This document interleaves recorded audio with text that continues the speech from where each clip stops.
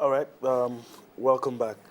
Well, I don't know. If you sample the opinion of the fans, there, they clearly were not pleased, and majority of us were not pleased. And but the things we said, the emotional reactions and all that, weren't the same. But I do agree that 99% of Nigerians were not pleased with what the Super Eagles did. But the suggestions were not the same. But let me quickly get your thoughts. We've said a lot about the game already, but let me quickly get your thoughts about the game. Nigeria against Iran, ending goalless. Well, we underestimated Iran. That's why even the fans.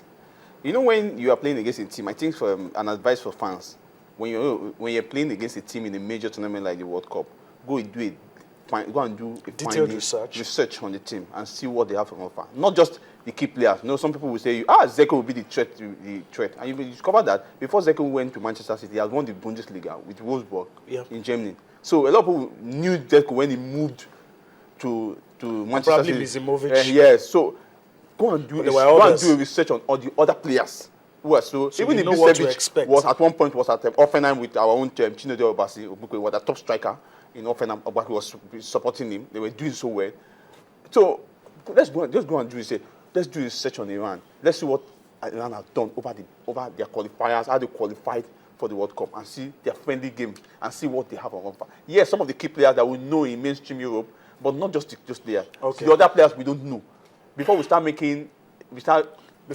feeling disappointed. Yeah, feeling disappointed that our team didn't do very well. Okay. Yeah, you know your team, you don't know your opponent. Try much as people to have an assessment. Don't underrate your opponent, your opposition. Don't ever underrate them. Where do we give go them from respect here? at the World Cup. Where do we go from here? We have to win the game against Bosnia. I think the Bosnian game, like Tony mentioned in the Skype interview, that the Bosnian want to come out because they know they lost their first game 2-1 against Argentina.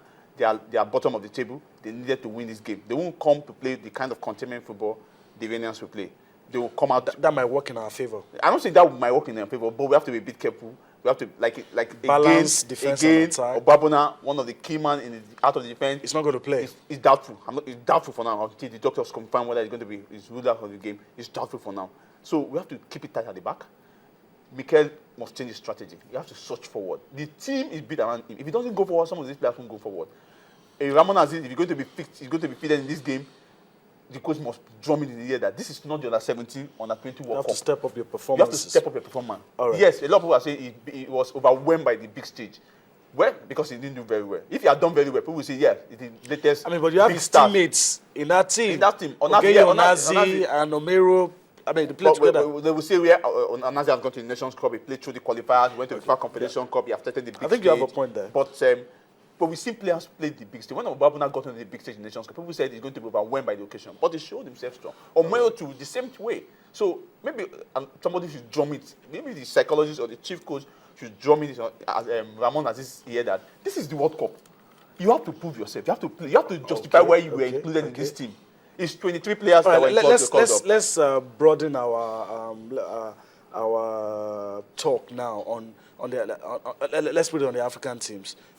We're done with speaking about Nigeria, but Ghana, Algeria, Cameroon, and Cote d'Ivoire. What are the chances of seeing at least 3 African teams get to the next round?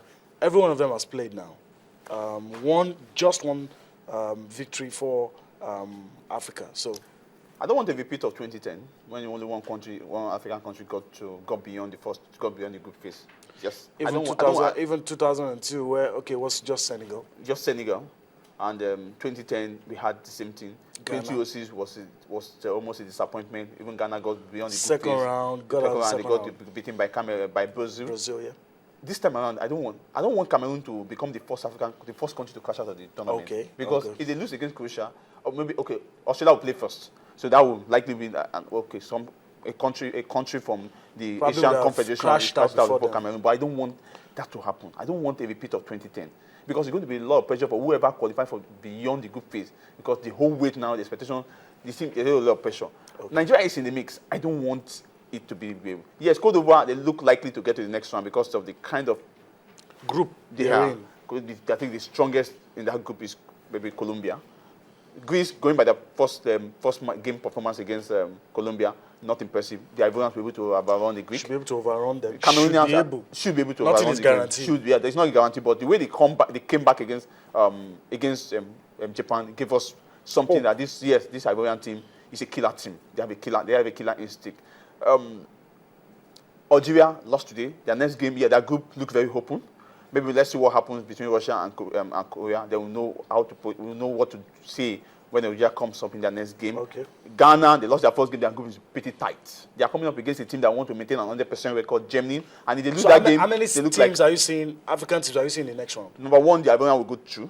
Okay. Then I'm seeing, for patriotism, Nigeria will join the Ivorian. But Cameroon, slippery. Ghana, slippery. Algeria, based on what they turned out today, if they had won this game or they had pulled a draw, they are like, I'm likely going to put them ahead of Nigeria, qualifying from their group before Nigeria. Okay, that's Nodi. Côte d'Ivoire, comfortable because they have 3 points. For patriotism's sake, Nigeria, and maybe any other team. So you're likely going to see 3 or 2 African teams progress to the next round. We'll go on a break, a short one, and when we come back, we'll leave the issues surrounding the World Cup, talk football, talk ice hockey, give you a slice of tennis, if time permits, and